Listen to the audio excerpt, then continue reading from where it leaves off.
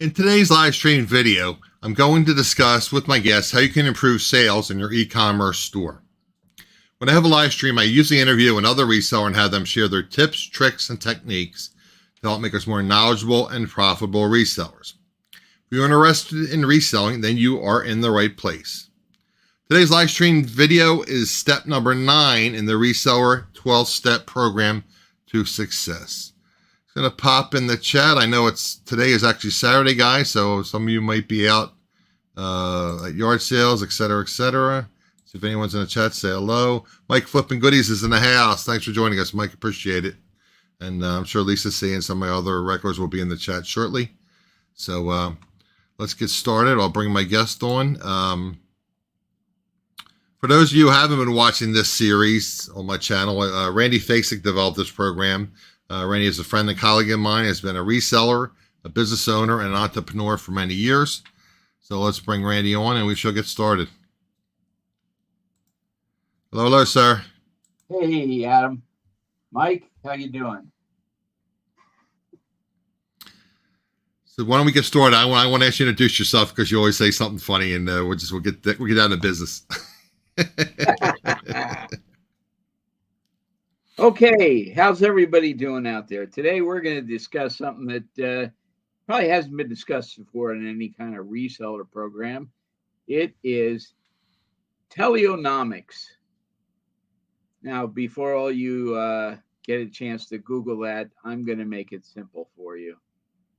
I attended a symposium quite a few years back, and it was on Is Man a Machine? And Teleonomics is basically something that everything has a use and is useful and is good for what it's intended for. And do you as a person have a use and is useful what you're intended for? And I thought, how does this relate to reselling? Well, I actually think it does quite a bit, because is your store useful, and does it have a use, and does it have a direction? Now, Teleonomics is really tied to thermodynamics. This is going to be just a little biology lesson. Now, there are laws of thermodynamics that basically matter can neither be created nor can it be destroyed. It took thermodynamics to create you. Now, whether you believe there's a God or whether you don't believe there's a God, okay, it took your mother and your father to create you. Without either one of them, in some form or another, you wouldn't be here. And if you don't procreate, your generation will just die out. If you don't do that sales-wise, so will your store. Your store will become like Bed, Bath, and go into the great beyond. Now, I brought a little example of Teleonomics with me from what's going to later on go somewhere. It is a tomato plant.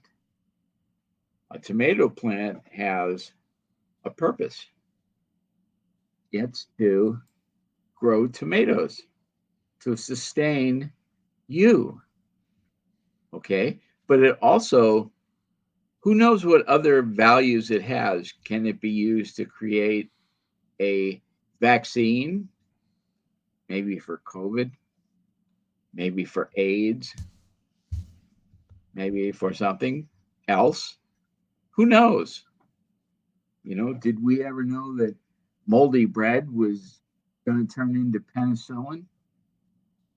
Or that something that spilled in the sink was going to turn into Teflon? Now, if you don't nurture that plant and feed that plant, okay, it still just goes into this.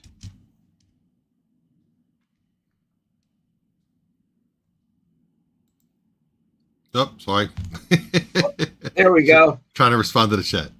A stick. A stick. Okay. Even that stick has purpose. It'll probably sooner or later turn into fertilizer to feed that tomato plant. But if you don't feed the tomato plant and you don't water the tomato plant, it's going to turn into virtually your store, a dead store. Now, this stick, and you don't need to zoom in anymore because now we know what it is like your death pile. And it could be used to feed this store or tomato plant. However, if it doesn't, the tomato plant withers and dies, or else just doesn't create any fruit. The tomato plant needs sunshine and water, and et cetera, et cetera. That's right. You know, there are things. And we need food and rest as human beings. So that's how Teleonomics equates to reselling. You know, what is your store? Does it have a purpose? You know, there's a quote, and I found out the quote was in the Bible. It says, "Without vision, the people perish." What vision do you have for your store? What kind of quality do you have? You know, is reselling the thing for you? Do you control it, or does it control you? Cash pile or death pile gets out of hand, it's controlling you. You're not controlling it. Now, I'm not really into cross-listing. This is my opinion of cross-listing for me.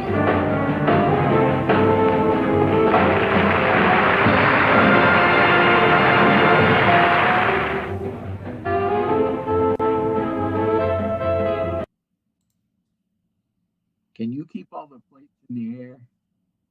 I can't. I know there are people who can, and cross-listing for them is something that works, but it just does not work for me. I'm sorry. I'm not a person who can do that. I got to keep focused on quality of just a few stores. Now, I can do some cross-listing on a few things, but for the most part, it's too kind of nerve-wracking for me. And that's just my opinion. It's for me. I don't want to say that cross-listing is wrong for you. Maybe it works for you. I find a lot of the platforms that are out there are really poor. So if you want to risk your store on it, go ahead. If it's for you, yeah, go with it. But if it's not, just like I said before, it's not really good to listen to music with words on it when you have to concentrate.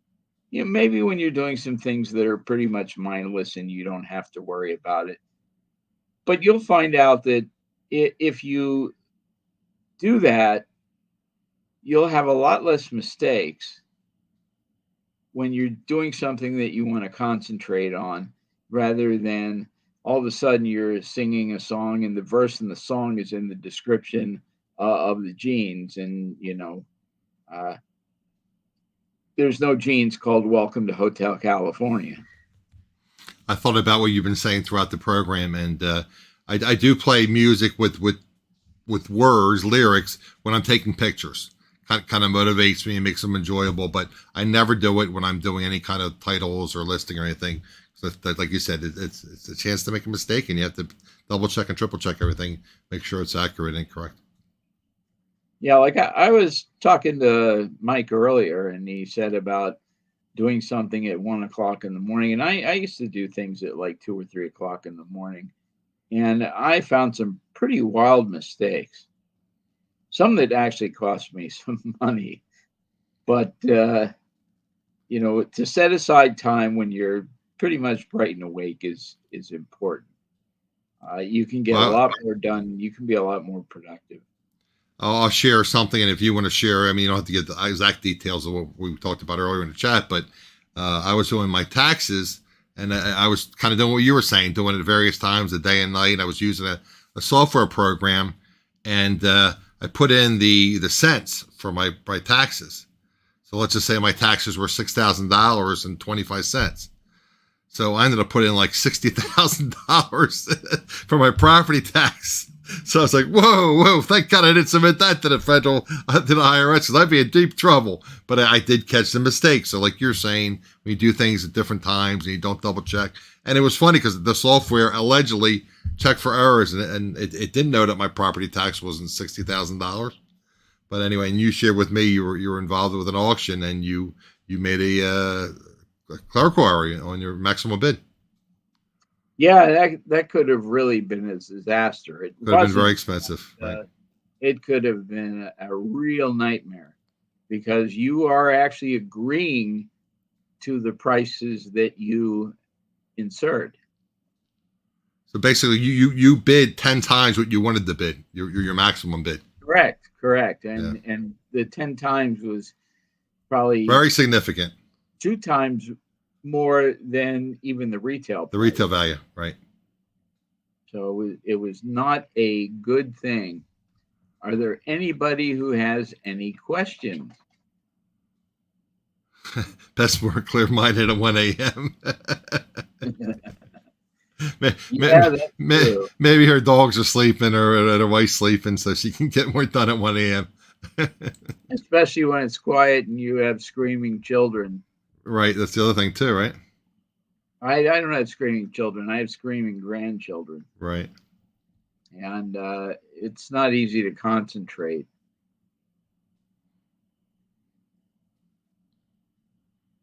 Go ahead, Adam. Go ahead about what? Anything you want. Oh, okay. No, I'm just taking in what you're saying and trying to absorb it. I'm awake right now. You know, a lot of times you have to go back and start over. Even with different platforms, I have to go in and I really want to redo my Shopify store, and it's gotten a little out of hand. So what I plan on doing is taking it completely down and starting over from scratch. I mean, there's some new features to it that make it a lot better than it was. And I have to do that with a lot of things. Sometimes you have to do it just with your work area. Sometimes you have to do it with your warehouse. You know, you'll notice if you go into supermarkets that they are continually resetting aisles and areas and moving things and making things work better. That's something that you need to do to keep your store in line and motivated and to have a clear sense of direction. An example of that, I guess, would be if you, for whatever reason, I mean, obviously you have to feed the algorithm, Cassini with eBay. But if something isn't selling and you feel you have a sellable item and you're checking, it's check the 90-day sold and it's selling for other people, then you need to look at your listing. Is it your pictures? Is it your listing title? Is it your description? Something's wrong if that particular item is selling. Is it your price? Something's wrong if that item is selling for other resellers and it's not selling for you. That's right. And sometimes it's also the platform that you have it on. That also. There are platforms that really have different clientele. It doesn't mean that Amazon is better than eBay and eBay is better than Walmart and, Bonanza's better than Macari. There are plenty of platforms. You have to basically pander to the audience. The audience is going to buy. That's what they're there for. But do you have what they're looking for? And part of that is also having a decent selection.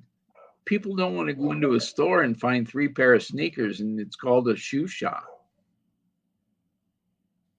That's not a shoe shop. I don't know what the hell it is, but it's, it's not a shoe shop.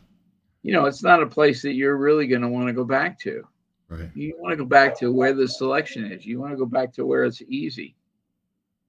Sometimes you have to really look at what the customer wants, not what you want. If you're going to buy your own stuff, you can do that without paying somebody else.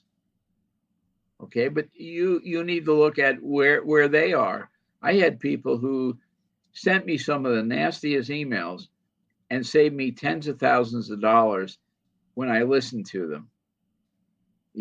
Yeah, when I first read it, I didn't like what they had to say.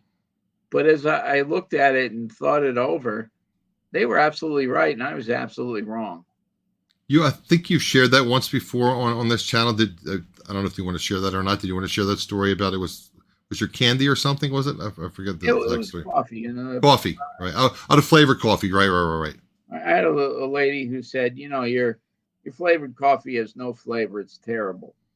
Said I should have, thrown the bag in my coffee grinder and ground it up because there was more flavor in the bag.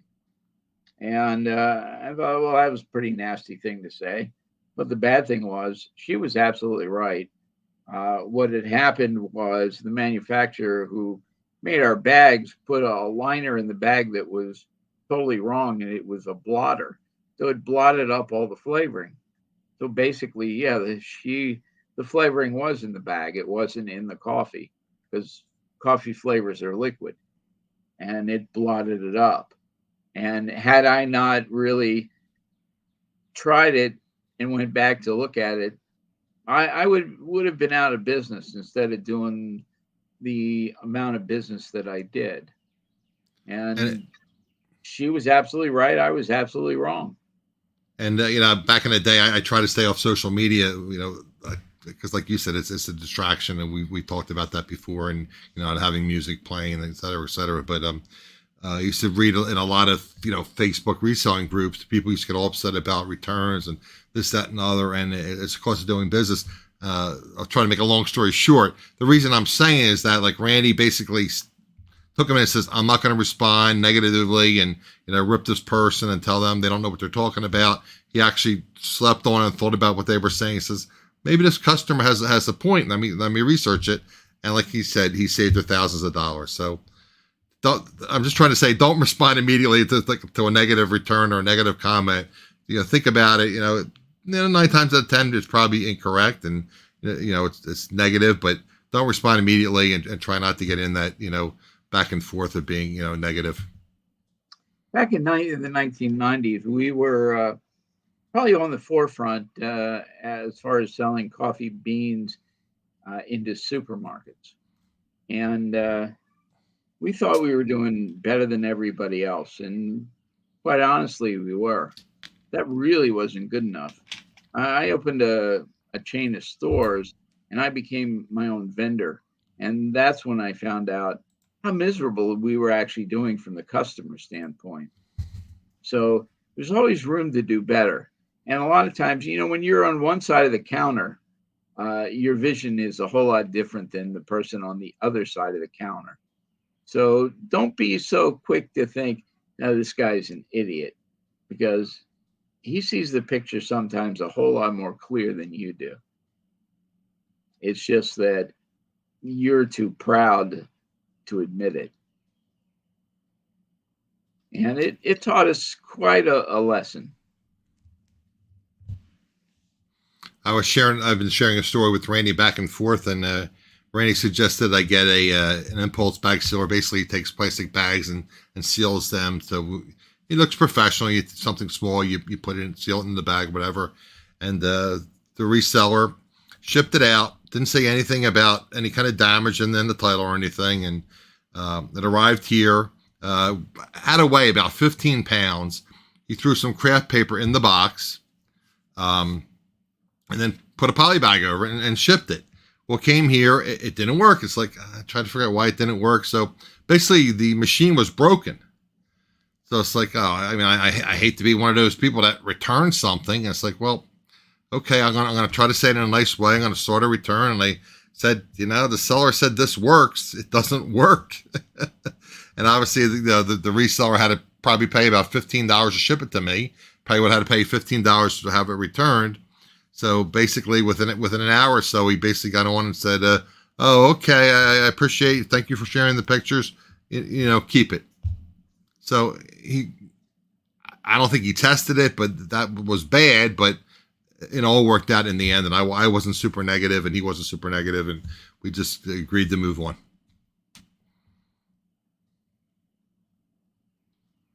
All right, sir. Yeah, a lot of times you're wrong and they're right. Yeah. But there are other times when you actually are right. You know, we learn a lot of lessons when you listen to customers. When you listen to customers, you're going to find out what they want. Okay. And if you find out what they want, you'll be a successful reseller. You can't sell something to somebody that's something they do not want, no matter how ignorant or stupid it is. You know, Unless you're a supermarket, which you know very well, and they have the impulse sale items right at the checkout counter. That's right. You know, you want to sell quality. You want to sell something that's nice. Okay. A lot of people aren't shopping for needs. They're shopping for the fact that it makes them feel good. That's why my wife has 300 pair of shoes. She obviously doesn't need 300 pairs of shoes. She doesn't have 600 feet. No, she actually doesn't have 300 pair of shoes. Now, my daughter's another story. But that's another story altogether. Right. We won't get into that. Any questions from anybody out there? Anybody out there? Anybody out there? About 3-star Robot's been posting in the chat, and Mike Flipping Goodies, I believe, is in the chat. I guess our friend Lisa C is busy, and I'm sure people will be watching the replay. So, guys, if you have any questions, Randy's business is listed in the description of the video. I'm pretty sure I have his email address in there as well.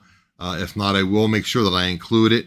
So if you have any questions for Randy, Randy is generous enough to try to help you with if you have any kind of problems in your reselling business. So you can leave a comment in the comment section of this video, and Randy and I will be checking in, and we'll respond to your questions.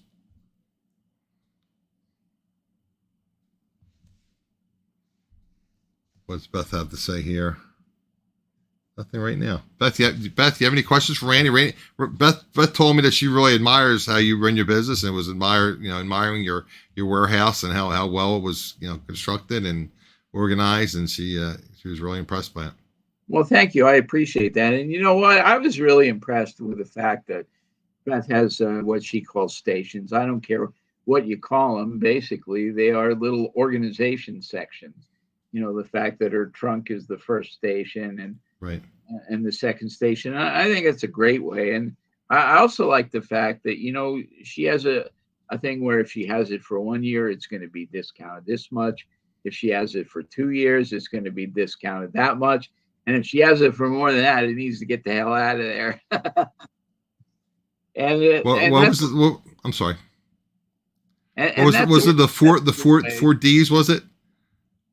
Yeah, I don't even remember. Yeah, I know. Dispose. I forget what it exactly was. Dispose, donate,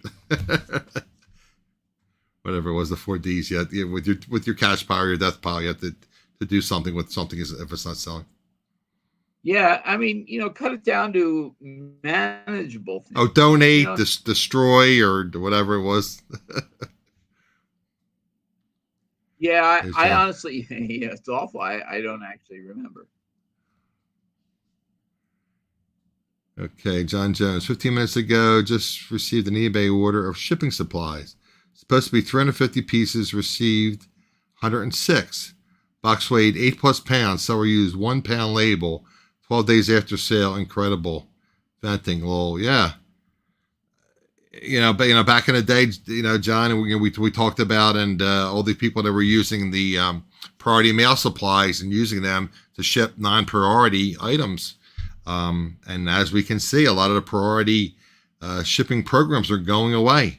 And Beth mentioned to me in our conversation, she appreciated that I reminded her and everyone that watches the channel that USPS is taking price increases pretty much 3 times a year now, and they're doing away with different packages. And Randy, I'm not going to throw you under the bus, so I'm sure when it's officially announced, I'll share it on the channel about the some of the packaging that's going away. Some things are being changed, but some packaging and shipping is being changed with USPS, and That'll take place in July, correct?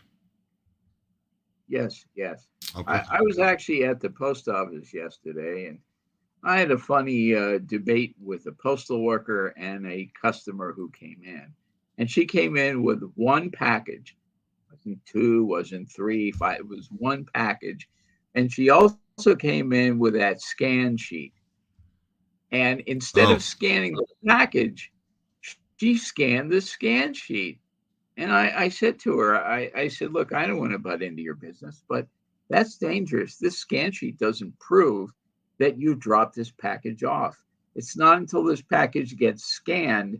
And if nobody scans this package and somebody files a claim, you're not going to get your money as a lost item because the post office does not stand by that scan sheet. Actually, they ought to have an M in the back of it instead of an N and call it a scam sheet. scam sheet, correct. That's all it is. It's Yeah. a scam sheet. They're not going to honor it. Nope. eBay's not eBay doesn't gonna, honor it. Nope. Nobody honors it. It's a piece of trash. That's saying it nicely. Like you said, you have to have each individual package scanned as received, because that scan sheet does not do that. Yeah, she said, I've been doing this for 10 years. I said, and you're lucky that you really didn't get caught. Okay, because if you lose, you're going to lose all the way. And the person from the post office agreed with the customer and said, no, this does prove it. I said, no, it doesn't. No, it doesn't. I've been working for the post office long enough to know. Yeah, we all know that. I said, I send out hundreds of tubs a day. Yeah. And it doesn't protect you. But Yeah, I said, you know what? You don't have to listen to me. That's okay. One day you may find out. I hope not. But one day you may find out.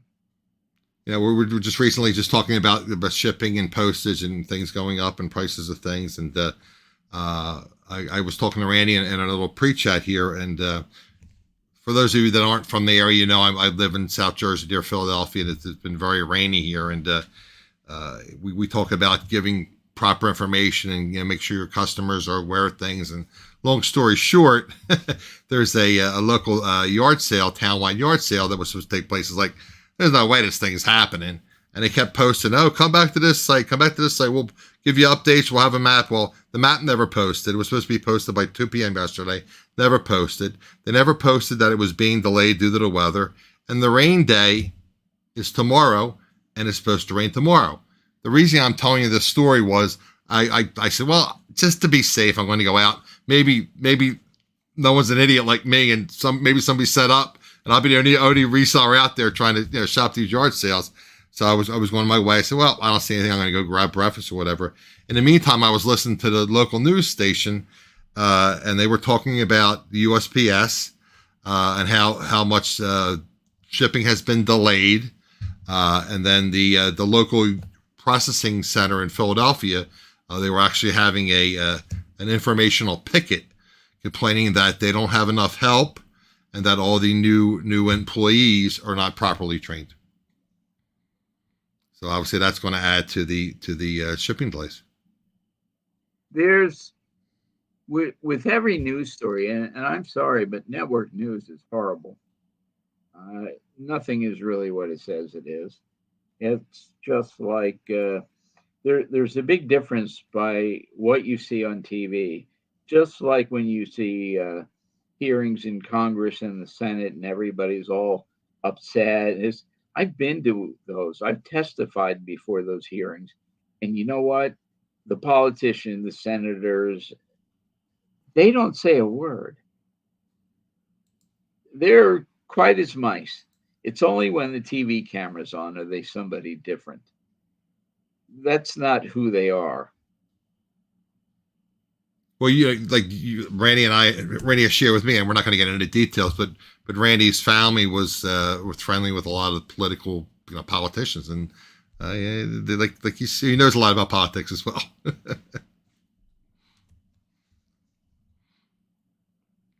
Okay, sir, what's the next topic we want to cover? Well, you know what? We can stay on the post office for a little while. Sure. Hmm. I'm actually concerned with the whole thing about the new thing that's coming up in July with Right. I don't even remember what it's called, but it's going to be replacing first class mail. They're telling you that it's going to get faster. They're running commercials as if we got to move it, move it. Well, maybe going to the toilet, they're moving it, but moving the mail is another thing. And it's Well, not originally they stopped shipping first class packages by air. Now the alleged, or I guess technically is happening, is just we don't know what's going to happen, and what we know what's going to happen in July is that they're going to be doing away with first class packaging. They're going to call it something else and change the way it's shipped, I guess. Yeah, I mean, the post office is talking about things, and these are going to sound ridiculous, but I'm telling you that they were touting a same day delivery service. Now, you haven't heard of that for a while, evidently, but Florida Mail Express is what, $40 for a little package. but they talked about that. They've talked about doing banking services. There were all kind of things that are flying and floating around, and realize that actually the postal service used to sell money. I actually have money that was printed by the post office Really? early on, so that's nothing new.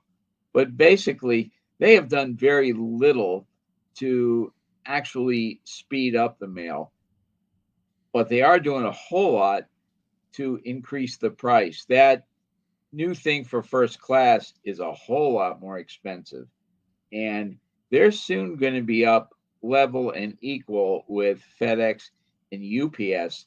In fact, there are some programs that FedEx has that far exceed the cost of shipping through the post office, as far as they're a whole lot lower.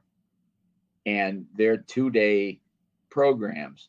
I mean, I've been shipping items into Canada, not a whole lot, but it only takes me 2 days to go from my warehouse to Canada, delivered to the front door. And that's pretty good. And we're talking about only being like $11 or $12. You're not going to get that with a post office. You're lucky Right. if you can get it there in 15 days, and it's going to be about $19. 15 days is $19. Wow. What was that thing I was talking about earlier about the DHL where the USPS delivers like the last couple miles or whatever? What is that program called? Well, it is. It's called the Last Mile program. Okay. Duh. FedEx actually opted out of it. FedEx opted out of that program. The what they used to call Smart Post. I'm not sure that you can even get Smart Post anymore, but I know that it's not going to go through the post office. When you ship something out, which I don't know what's going to replace Smart Post, I don't Right. know, Dumb Post, or Dumb Post. but Dumb Post at a higher price. It's going to be done all by FedEx and no longer by the post office. And I mean, Smart Post was probably the worst choice you could make, even though it was a little cheaper. It took up to 18 days to deliver something domestically from one state to the next. Right. And I'm talking, like, let's say from Pennsylvania to Ohio. I'm not talking Pennsylvania to Oregon. Right. Tommy, you're talking about the like pirate ship, the simple export rate to Canada. Again, what Randy's talking about, we're trying to talk about things in general with shipping and postage. Randy's rates are, I mean, I don't know because he's not allowed to share them with me, but I'm assuming his rates are half to 30% of what we would pay typically. But still, like he says, it's so far delayed when he uses USPS and the pandemic and everything. It got to the point where he was getting dinged on his account, so he just decided to ship more with FedEx. And you're doing what, 95% of your business now with FedEx shipping? Yeah. And UPS. So I mean, we're doing a UPS, lot right, more with right. UPS than we did before. Yeah, it's the post office has not shown me that they really have a commitment. I mean, their training is horrendous. It's extremely horrible. They're putting people out there that have no clue what to do. My postal delivery person asked if I can move my mailbox to the street in front of the house, because the mailbox where it is on the street that my address is on the corner, and she doesn't feel safe putting the mail in the mailbox. And also she has to walk too far to get to my front porch to deliver parcels. So she wants you to invest like another couple $100 to put in a new post box and have it installed. And yeah, okay. Well, I couldn't do it because it's on a different street. Right. Oh, right. Yeah, right. The mailbox would be on your mailing address is you're on the corner, but your mailing address is on the one street as opposed to the other street. Right. Because my house existed before the street did. Okay. So, and she'll only be my postal person for another month, and then I'll get a new person. So far in the last 5 years, I've gotten 7 different carriers. Yeah, I had the same carrier for about 15 years, and then now we have a regional center, and I have one guy probably 2 or 3 days out of the week, and the other 2 or 3 days it's casual carriers, and who knows who delivers it. And I can tell when it's not the regular carrier because I get all kind of mail that's not to my address. I'm 433 and I get stuff to 435 and 413 and 403, and it's crazy. I think you also need to realize as a reseller that when the postal rates go up, so do your rates within the platform that you sell on. Right.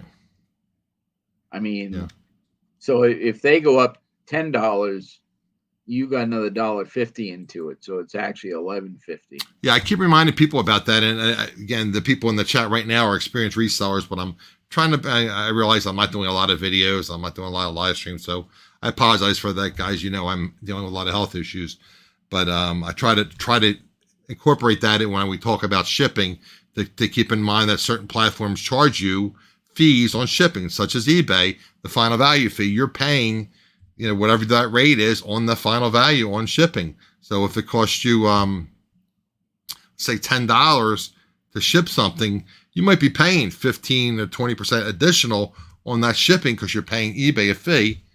So, and that's, you and I had discussed offline that eBay is making money on that, on their shipping when you order it through eBay, because they're getting a lesser rate and they're not passing it along to us. And then they're tacking on a final value fee in addition to the shipping. But that's because back in the day, we talk about, doing the right thing, so to speak. There were resellers out there that were selling something for, 99 cents and charging $10 shipping when shipping was like $2. And that's how they were making the money, and they were bypassing eBay, and eBay says, no, you got to pay us a commission on that. Yeah, we had to actually stop shipping to Guam for the simple reason that when you send a package to Guam from the United States, it has to first go to Hawaii to go through customs to get to Guam. So it was taking up to 6 weeks. And wow, okay. People who were in Guam were getting quite upset because sure, you can't blame them. It's not your fault, but you can't blame them for being upset. Yeah, and they really were not delivered in good conditions. And that's one thing that you don't see as the person shipping it to your customer. But that's like with Germany now. You have to have. I'm not expert, and I shouldn't probably even talk about this, but I know they have different rules about shipping to Germany now. So most people don't ship to Germany. There are a lot of rules. I mean, and also what's coming up, and sooner or later it will pass. There are fees that are going to be assessed you for delivery, just for delivery. Who's going to assess fees? Each individual state. Wow. Okay. It's being discussed in quite a few states.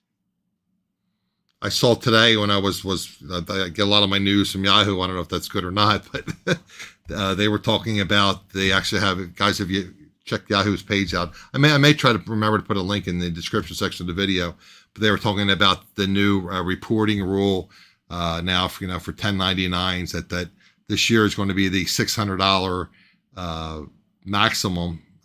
When you meet that $600 threshold, regardless of how many transactions you have, it's going to report it to the IRS that you made sales. Now, obviously, you can offset that with cost of goods, shipping, fees, etc. But so even a lot of small resellers are going to stop reselling because they don't want to pay taxes, which technically you're supposed to pay taxes, but it is what it is. But that article is on Yahoo's site today, so I'll try to remember to include that in the description section of the video. Lisa, you'll have to watch the replay. It was a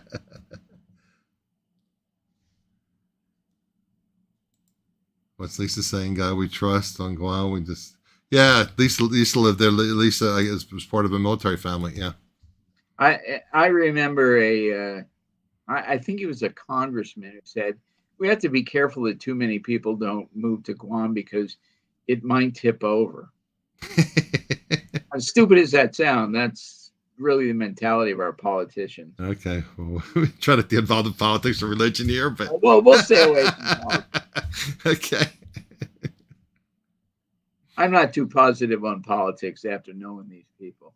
Yeah, I mentioned earlier, Lisa, you weren't here when we were talking about a little bit about politics, and we're trying not to talk about politics here, but Randy, his family knew a lot of politicians, some heavy hitter politicians back in the day, and some labor people too as well back in the day, some big time labor people. So yeah, they were people you don't want to cross. No, you cross a politician. Well, I'm sorry.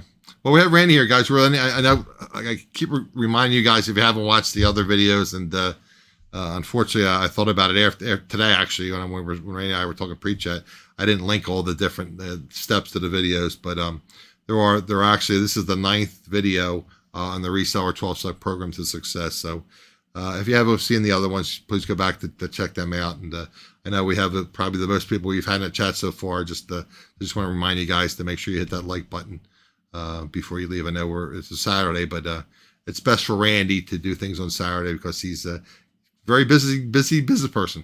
Got a lot going on every day of the week. Do we have anything we talked about shipping or anything else you want to talk about? Yeah, I have nothing to sell. So if you want to buy anything, you can. There's plenty of reselling channels that you can go to and buy a lot of unnecessary nonsense. That was another thing, with my ADD mind. Thank you for jogging my memory. That's another video. I'm going to make a note because I'll forget to do this. But a big fan of Pete, Craigslist Hunter, and he was talking basically what you just said.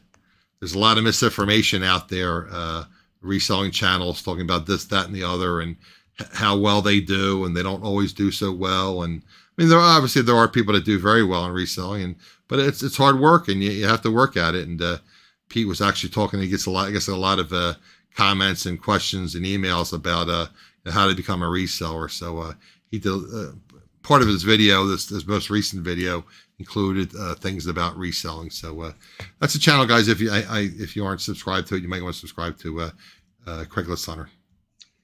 Reselling channels are kind of the equivalent of this. Whenever you talk to somebody who goes to the casino, they'll always tell you how much money they won, but they won't tell you how much they lost. Well, a reselling channel will tell you all the good things they've done, but they're not going to tell you all the bad things that happen as a reseller. So be very careful. Be very careful of listening to what they tell you, because somewhere along the line, they're there to sell you something. I think it was in Mike's channel one time where the guy said, well, all the prices have gone up, but the price of what you're selling hasn't gone up. And I thought about that, and I said, you know what? The price of what most of the platforms are selling, the merchandise is you. It's not what you're selling. It's true. And that price has gone up. Just look at the fact, well, let's take eBay, for example. Okay, well, you got to pay for a percentage of your shipping cost, and then you got an eBay store, and then you got promoted listing fees. Well, all those things add up after a while, and you can find yourself paying them 40% of your income when you're only making 30. That was one of the things that Pete brought up in Craigslist Hunter, and again, it depends on what proper adjective I'm trying to look, what stage I guess you are in your reselling career. But basically, he was saying, we talk about new sellers should find things around the house that they're not using, and that's how you start out. You don't have to have a lot of money to start, and he recommends starting on eBay because Amazon's kind of complicated and Walmart's kind of complicated. But he was saying that eventually you want to have a minimum of $25 average selling price, the minimum, because like you said, there's so many things involved and times involved. And then if you want to expand your business and you have to hire help, it doesn't pay you to list something for $5, $6, $10 when you have to pay somebody. Like you and I, Randy, have discussed the replenishables as a way to build activity in your store. But again, if you're paying 20, 30% in fees and you're only making, $2, $3 after shipping, the only reason you would do that is to build momentum in your store. Well, let me bring this down to a simple kind of illustration. You have a $6 item, or let's go with inflation. You have an $8 item. All right. eBay says, well, if you're going to put it on sale, you need to give the customer at least 10%. You go, well, okay, 60 cents, but you have free shipping. So now that $6 item or $8 item is now a $16 item. And it's no longer 60 or 80 cents. Now it's $1.80. And am I paying the fees on the lower amount? Am I paying the fees on the higher amount? When I send out offers, that also eats into it. When somebody says, well, I'll give you $3 for this $90 item. All that adds up. And if you don't add all of that into it, you can be losing money big time. You have all this sweat equity that you're pouring into it, and you're getting nothing out of it because they're not valuing what you have. Right. They're cheapening it. And you can't really say, well, you're a scumbag offering me $3, even though they are, but nonetheless, you can't say that. Right.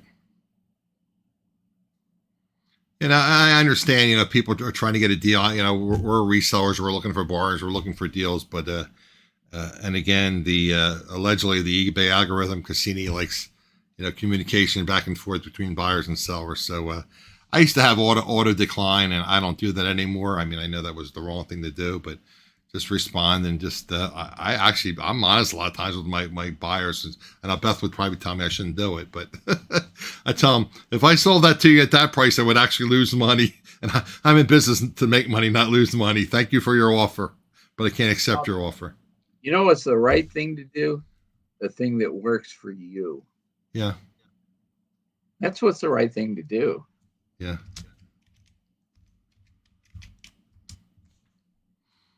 Mr. Swamp Picker's in the house. Hopefully you're not having all the rain that we're having up here, Glenn. I know you guys get a lot of rain down there. It was pretty flooded around here. So he's in the New Orleans area.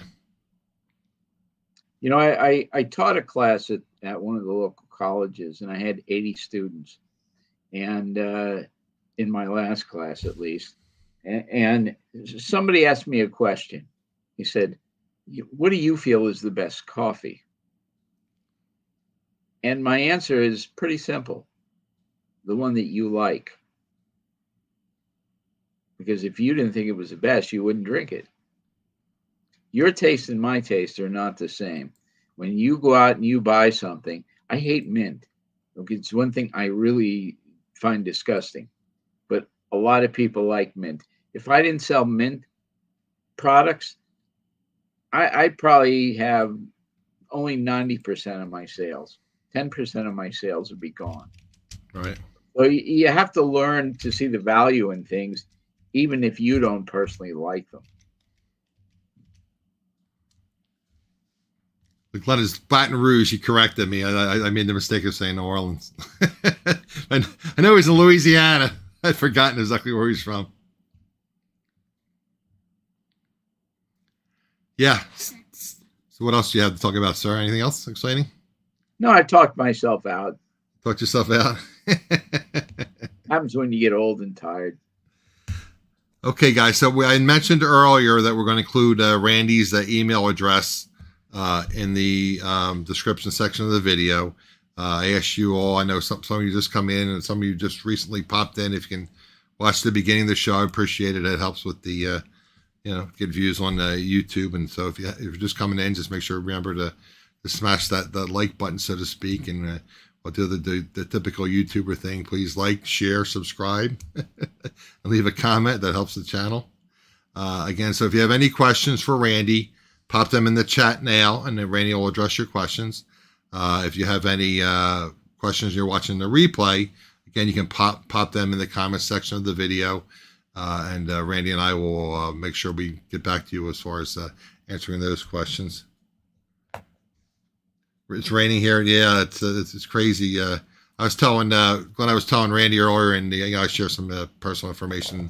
I live by a river, and they do a lot of sculling here events, and the county supposedly generates millions of dollars in revenue for the businesses. But we had really bad flooding here. I saw police cars and ambulances and all kind of stuff down there. I guess they had to move the starting point of the race, and it's a mess around here. And Glenn, I know you just got here recently, but I was talking about having a we're talking about sharing information and making your store the best you can. And there was a local town having a big, town-wide yard sale, and they didn't keep up to date. It was just general information. It was like they were supposed to have a map online. They never had the map online.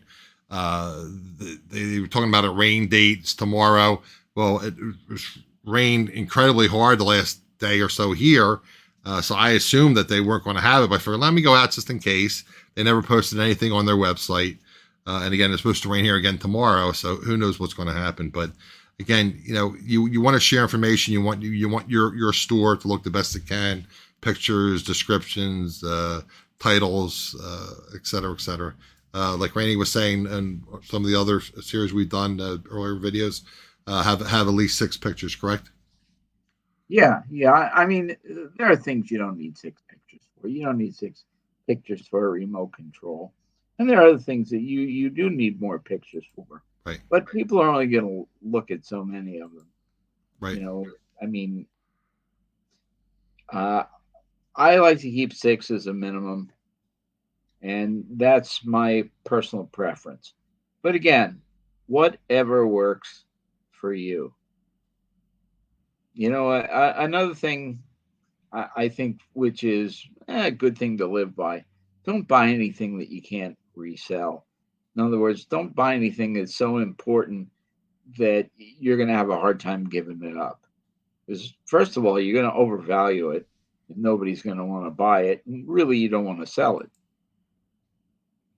That's not a good business model. Absolutely. Let me just see if there are any other questions in the chat. Again, I want to remind you guys again to hit the like button. I just did my little spiel, so to speak, at the end of these videos. I'd like to share this. So if you get any value from the channel, please consider helping me offset my expenses. I have Buy Me Coffee, PayPal, Cash App, etc. And I had mentioned earlier that there's a link to Randy's website where you guys can buy coffee, spices, and candy. Get a chance to check out Randy's store. And I'll make sure that I include a link to his email as well in the chat. So if you have any questions, you can leave them in the comment section of the video. If you have any other questions for Randy. So I don't see any questions in the chat, guys. So we're going to call it a day. I wish you all well, and I appreciate you guys coming and stopping by to say hello. Have a great day, everyone. Bye now. Bye now.